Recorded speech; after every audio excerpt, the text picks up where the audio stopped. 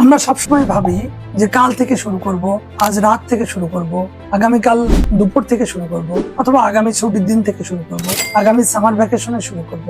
এরকম করে আমরা সময়টাকে পার করে দিই, কিন্তু আমরা ভেবে দেখি না যে প্রতিদিনের মধ্যেই অনেক সময় রয়েছে যে সময়গুলোকে আমরা যথাযথভাবে কাজে লাগাতে পারি এবং ওই সময়গুলোকে কাজে লাগিয়ে নিজের জীবনকে গড়ে তুলতে পারি। আমি জানি আমাদের অনেক শিক্ষার্থী রয়েছে যারা প্রতিদিন 2-3টা ক্লাস করছে, তারপরে দুপুরে রেস্ট নিচ্ছে, বিকেলে আড্ডা দিচ্ছে, সন্ধ্যায় আড্ডা দিচ্ছে, আবার খাওয়া দাওয়া করছে, রাত হচ্ছে, রাত 10টার সময় রুমে গিয়ে হয়তো একটু পড়াশোনা করছে। কিন্তু এর মাঝেই কতটুকু আড্ডা দিব এবং কতটুকু পড়াশোনা করবো, কতটুকু ওই সময়টিকে কাজে লাগাবো, এই পরিকল্পনাটি আমাদের অনেকেই করছে।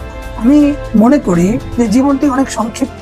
এই জীবনে যতটুকু সময় পাওয়া যায় সেই সময়টিকে কাজে লাগানো উচিত, নিজের জন্য কাজে লাগানো উচিত। শিক্ষার্থীরা অনেক সময় বলে থাকে যে তারা একাডেমিক পড়াশোনা করবে নাকি ক্যারিয়ার বিষয়ে পড়াশোনা করবে। আমি যে পড়াশোনাই করি না কেন, আমি যদি রুটিন ভাগ করি, 24 ঘন্টাকে যদি আমি ভাগ করি, 10 থেকে 12 ঘন্টা ঘুম এবং অন্যান্য কাজ সহ আরো 10-12 ঘন্টা থাকে। এর মধ্যে ক্লাস অন্যান্য সব 4-5 ঘন্টা দিলেও আরো কিন্তু 5-6 ঘন্টা থাকে। এর মধ্যে যদি আমি একাডেমিক পড়া 2-3 ঘন্টা পড়ি, ক্যারিয়ার বিষয়ক পড়া যদি আর 2-3 ঘন্টা পড়ি, এবং আমি রুটিন করে নিই কোন জায়গাটি আমার দুর্বলতা, কোন জায়গাটি আমার সফলতা, এবং যেটাকে আরো নার্সিং করে আরো ডেভেলপ করা যায়, যেটা আমার জন্য প্লাস পয়েন্ট হতে পারে, আর যেটি আমার দুর্বলতা সেটাকে কি করে সমান্তরাল অবস্থায় নিয়ে যাওয়া যায়, এই চিন্তা আমরা অনেকেই কম করি।